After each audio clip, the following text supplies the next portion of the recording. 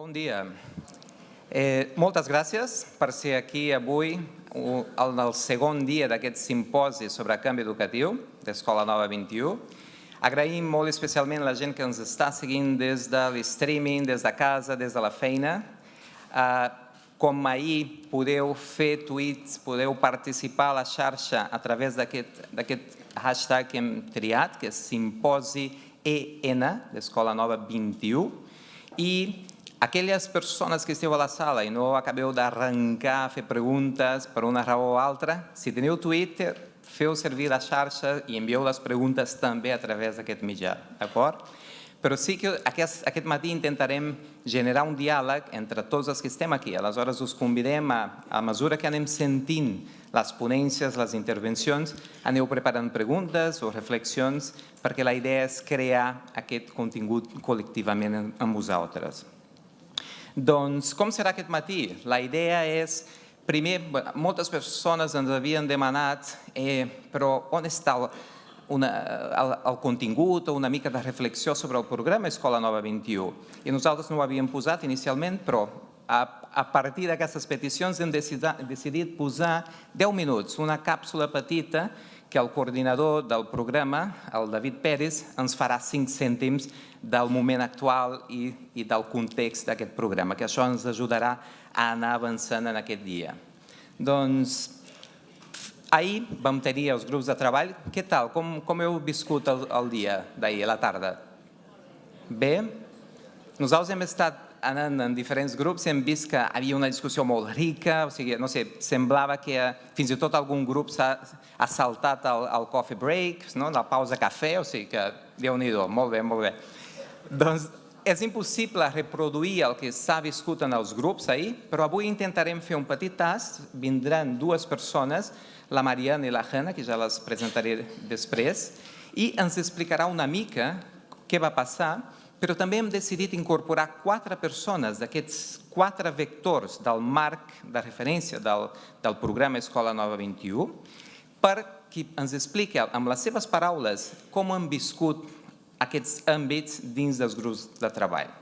Ho farem tot seguit i donarem continuïtat a una sèrie de taules que us hem preparat. Doncs, sense més, donarem pas al David Pérez, com he dit, coordinador del programa Escola Nova 21. Moltes gràcies i, si us plau, envieu-nos les preguntes via Twitter. Gràcies. David, si us plau.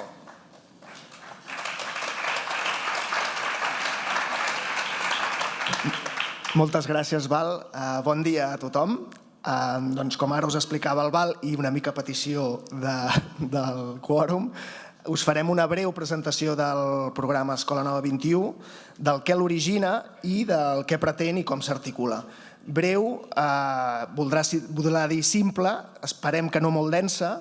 La simplificació ja sabem que no integra tota la realitat complexa que tenim i tot el que hi ha al conjunt al darrere, però esperem que sigui entenedora.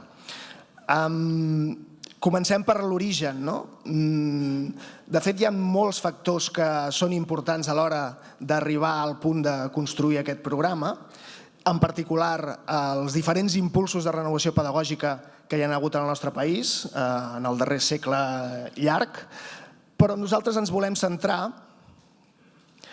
en una reflexió, o una no, moltíssima reflexió que hi ha hagut a l'entorn o dins de la UNESCO, que, com ahir ens explicava el professor Mayor Zaragoza, s'inicia amb els debats que porten a l'informe de l'ORS de fa ja més de 20 anys i, posteriorment, un altre dels moments destacats és el Fòrum Mundial de l'Educació que es va realitzar a Corea el 2015, que acaba formalitzant una publicació que és el Rethinking Education del mateix any i que ens sembla que, com a síntesi, molt síntesi, hi ha un lema que de fet també l'hem aprofitat i l'hem incorporat en el simposi, com a lema del simposi, que és aquesta frase que és molt contundent.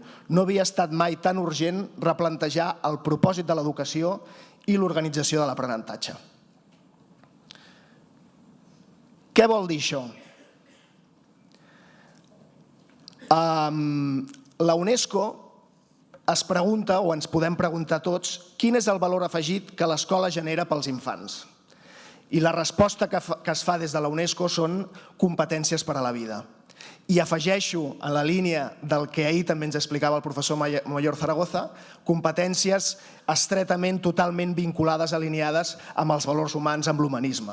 Ahir ens va parlar de la llibertat, de la responsabilitat, de la dignitat, de l'equitat. Tots aquests elements s'han de contemplar en les competències per la vida que pot aportar l'escola en els infants. Però hi ha un segon element que també és important. Quines són les pràctiques educatives que s'han d'articular? I aquestes haurien de ser d'acord amb com els humans aprenem. I aquí l'aportació de l'OCDE ha estat també fonamental. Basada o argumentada científicament, ens permet arribar a unes conclusions que molt sintèticament, per poder-se entendre bé, es tradueixen amb el que s'ha anomenat els 7 principis de l'aprenentatge, que ara no enumeraré, però que més o menys molts de vosaltres sabeu en què consisteixen i que van relacionats amb que el centre de l'aprenentatge és l'alumne, amb la personalització de l'aprenentatge, amb la globalització dels coneixements, amb la importància de l'aprenentatge entre iguals, etc. Aquests 2 elements haurien de ser els que conformarien aquest replanteig que s'anunciava abans amb la UNESCO. Però en la realitat ens trobem que el que és el pla teòric, el discurs, no acaba d'encaixar amb el que és la pràctica, la realitat del dia a dia. Hi ha un gap, un desencaix entre el discurs i les pràctiques. El discurs, en termes generals, ens parla d'educar per competències, però la pràctica ens porta molt sovint a centrar la nostra lògica en les assignatures.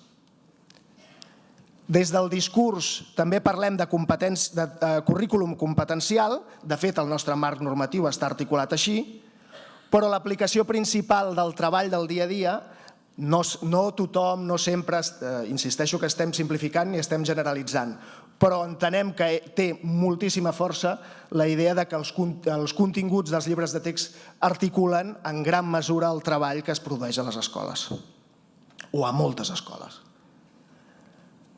En definitiva, volem impulsar aprenents que siguin actius i autònoms.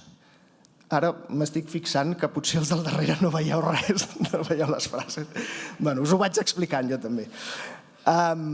Però en la pràctica, moltes de les pràctiques que s'apliquen a l'aula ens porten a que els aprenents són passius.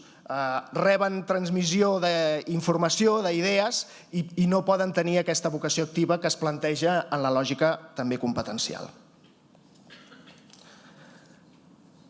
Per tant, el programa Escola Nova 21 el que vol és contribuir a intentar tancar aquest gap, junt amb els reptes que té avui dia la societat del segle XXI, que són prou importants i que estan en constant evolució. I això ens ha portat a crear un programa de 3 anys. Un programa de 3 anys, jo crec que aquesta imatge l'heu vist bastant, és bastant recurrent fins i tot en els mitjans de comunicació. Un programa de 3 anys que inicialment el vam impulsar 4 entitats promotores, el Centre UNESCO de Catalunya, la Fundació Jaume Bofill, la Universitat Oberta de Catalunya i l'Obra Social de la Caixa, i que comptàvem amb el suport de 3 entitats, la Federació de Pares i Mares de Catalunya, la Federació de Moviments de Renovació Pedagògica, el FEMCAT i el suport institucional del Departament d'Ensenyament. Això ha estat al principi. De fet, el programa és viu i s'hi va incorporant i s'hi incorporarà més gent, més entitats, hi ha també altres entitats col·laboradores.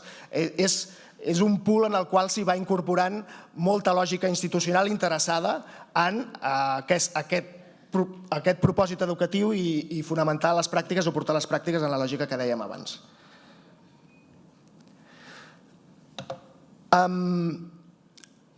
Nosaltres també fem una diagnosi, deixeu-nos-ho dir d'aquesta manera, en la qual captem o interpretem que hi ha diversos elements que dificulten que el sistema educatiu pugui tendir cap al canvi en la lògica del que abans us comentava.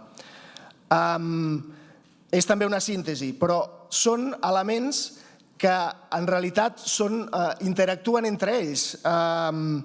No podem mirar de resoldre una peça sense que les altres també es puguin resoldre, perquè si no, aleshores no podrem avançar en tot el conjunt. Per exemple, la formació transmissiva del professorat. Això és un element. Si l'aprenentatge que estan adquirint els professors té la lògica transmissiva, no podran aplicar una lògica diferent en les pròpies aules. Aquest és un element del sistema que pot dificultar aquest canvi sobre el qual voldríem tendir. Per exemple, que la selecció dels docents no es fonamenta en criteris competencials. No s'adapta als projectes educatius que puguin tenir cada centre. Per exemple, també, que les escoles tenen una autonomia limitada i això dificulta que hi hagin projectes singularitzats. Per exemple, també, que la mobilitat dels docents estigui centralitzada. O un altre element molt important, que la normativa sigui molt garantista. Que la normativa sigui garantista és imprescindible, perquè garanteix drets en tots els aspectes, des dels infants, l'aprenentatge, l'alumnat, el professorat, etc. Però hi ha una part important d'aquest garantisme que ha provocat o que està provocant, o que entenem que és així, no sé si ho compartiu els presents aquí a la sala, creiem que homogeneïtza excessivament i que fa que, en definitiva, tothom hagi de fer el mateix i que aquells que vulguin fer coses diferents, en lloc de tenir facilitats, coses en termes d'innovació, en termes de canvi educatiu en la direcció que us apuntàvem, en lloc de tenir facilitats tenen resistències i tenen dificultats. Finalment, un sistema d'avaluació inadequat, molt basat, com sabeu, en una lògica d'intentar avaluar els coneixements d'una informació en un moment donat, és a dir, en un examen, que això impedeix entendre quina és l'avaluació del que haurien de ser els aprenentatges competencials. Per tant, com a programa, el que ens plantegem és crear una nova visió.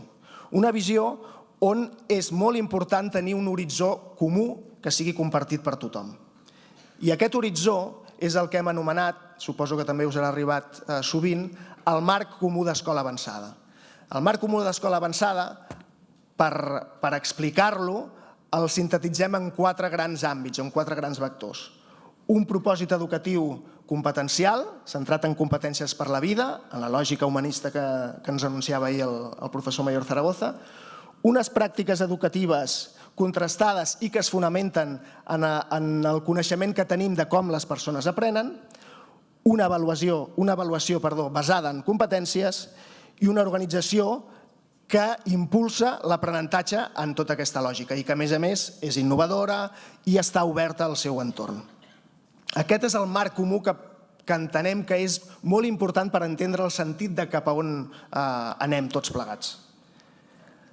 A partir d'aquest element, què és el que es vol plantejar? Doncs crear una consciència de la necessitat i de la possibilitat de dibuixar un nou sistema educatiu. I per poder-lo fer possible, aquesta possibilitat, articular coneixements i procediments que puguin fer que el canvi es doni. Aquesta és la visió, l'objectiu últim que pretenem tots plegats des del programa Escola Nova 21. A partir d'aquí s'inicia un procés en el qual parlem amb 25 escoles impulsores que entenen l'educació de la mateixa manera i que ja estan fent pràctiques i tenen un propòsit en la línia del que s'està treballant, que també tenen els seus problemes com qualsevol altre tipus d'escola, però que estan alineats amb aquesta lògica i que són un dels primers i principals protagonistes per ajudar-nos a iniciar els primers passos d'aquest programa. Fem una convocatòria, ara us explico una mica la història del que hem fet en els 6 mesos, ja no sé quant temps, o sigui, el temps passa molt ràpid, només 6 mesos. Al mes d'abril vam fer una convocatòria en la qual ens plantegem que 200 escoles puguin incorporar-se també al programa per treballar plegats en aquesta lògica del marc d'escola avançada que us deia abans. El termini és fins al 15 de juliol I, a més, això ho presentem el 21 d'abril i, a més, el 21 de maig, diguéssim que es fa la presentació en societat del programa, per cert, molt exitosa en termes de que molta gent hi va estar molt interessada i que probablement és el que va provocar que hi haguessin 1.300 persones, mestres, que participessin en els 7 workshops que vam generar com a presentació del que entenem que és el marc d'escola avançada i que 461 escoles fossin sol·licitants per entrar en el programa, cosa que desbordava la idea inicial de que fossin 200.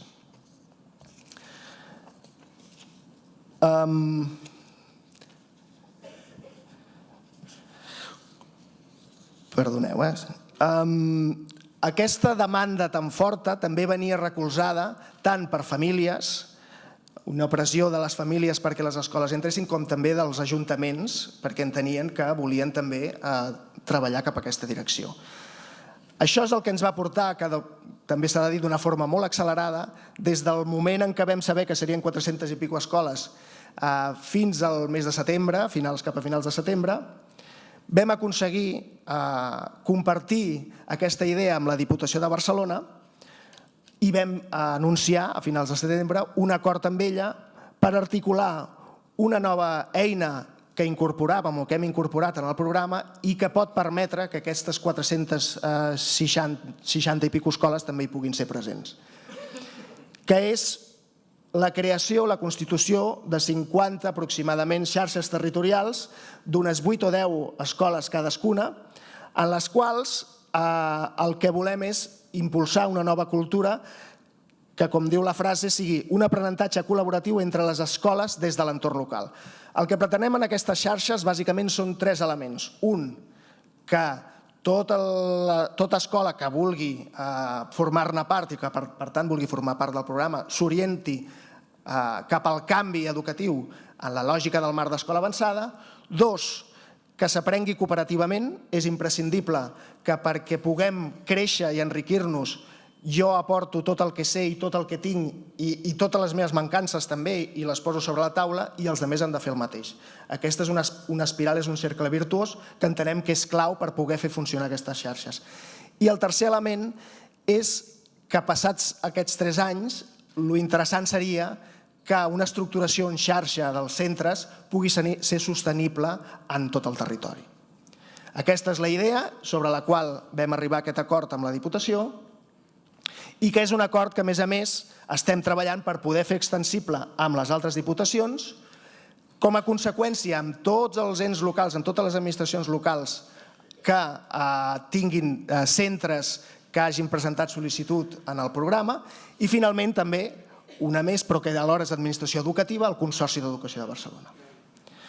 En resum, el programa el que vol facilitar és, el que vol desenvolupar, o sigui, el com, no tant el què, sinó el com, és una eina d'autodiagnosi com a tret de sortida que permeti a tots els centres saber en quin punt es troba en relació al marc d'escola avançada.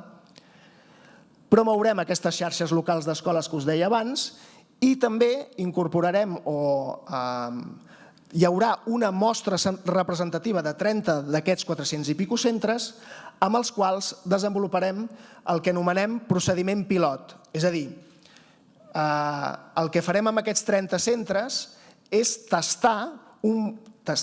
testejar, no sé quina és la paraula apropiada, un protocol de canvi que pugui demostrar que a mig temps, som conscients que en 3 anys no, però a mig temps el canvi educatiu cap a aquesta lògica del marc d'escola avançada és possible. Per tant, és, diguéssim, un programa experimental.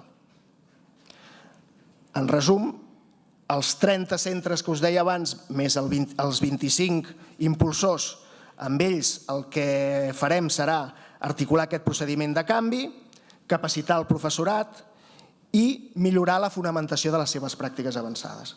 Amb la resta de centres, amb els 430 centres, que interactuaran també amb els primers, tindran un aprenentatge a través de les xarxes cooperatives, se'ls provisionarà de recursos pel canvi i compartirem la creació o la construcció de plans de millora per cadascun dels centres. En definitiva, ja per acabar, què volem després d'aquests 3 anys?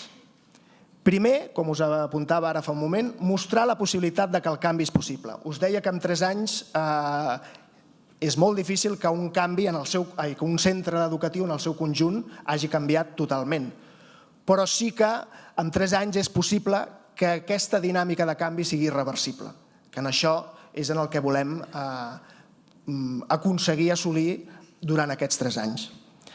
En segon lloc, que tota aquesta lògica, tota aquesta dimensió tingui impacte i, per tant, que puguem contribuir col·lectivament a reenfocar la formació, en els termes que us apuntava abans amb les dificultats que suposa, les normatives, el currículum i l'avaluació. En tercer lloc, conscienciar sobre la necessitat i la possibilitat d'actualitzar el sistema educatiu. I, finalment, generar nous indicadors, millorar els indicadors de procediment i de resultats des del propòsit de les competències per la vida. En el fons, el que es pretén, si ens ho permeteu dir així, és generar un moviment de no retorn cap al marc d'escola avançada, en el qual és imprescindible, és molt important l'aportació que han fet i que estan fent les entitats promotores, les entitats que hi donen suport, les entitats col·laboradores, etc., les institucions públiques, per suposat. Hi ha un equip que pilota el programa i que també hi tenim un paper, però els que són els veritables protagonistes sou vosaltres. Són els mestres en primera instància, són els professionals que acompanyen la seva feina, són les famílies. Vosaltres sou la força, està en les vostres mans que aquest moviment cap a aquest marc d'escola avançada sigui possible. Moltes gràcies.